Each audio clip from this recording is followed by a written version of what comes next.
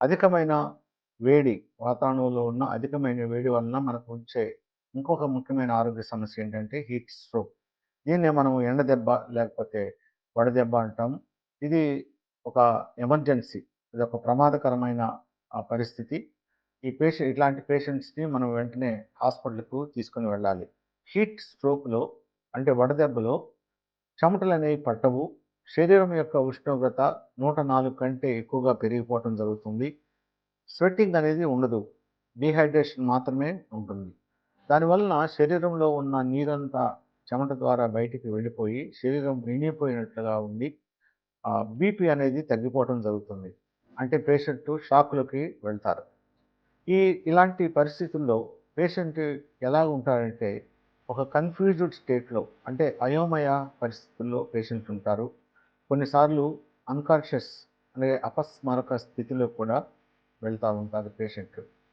కొన్నిసార్లు మరి ముఖ్యమైన అవయవాలు లివర్ గానీ, కిడ్నీలు గానీ, గుండె, ఊపిరితిత్తులు, మెదడు ఇలాంటి ముఖ్యమైన అవయవాలు కూడా బాగా దెబ్బతిని అవి సరిగ్గా పని చేయకపోవటం వలన తీవ్రమైన పరిణామాలు ఈ హీట్ స్ట్రోక్‌లో వస్తా ఉంటాయి.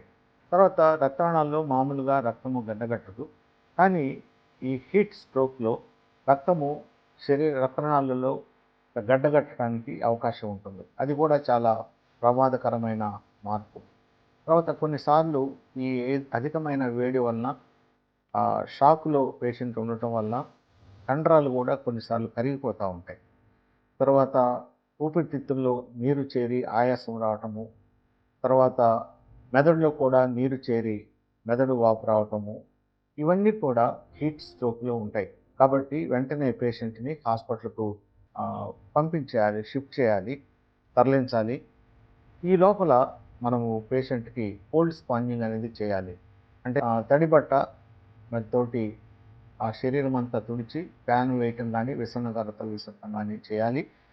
తర్వాత ఐస్ ప్యాక్స్ అనేవి షాప్‌లో దొరుకుతాయి. అవి సంకల్లో మరి గజ్జల్లో గానీ పెట్టాలి.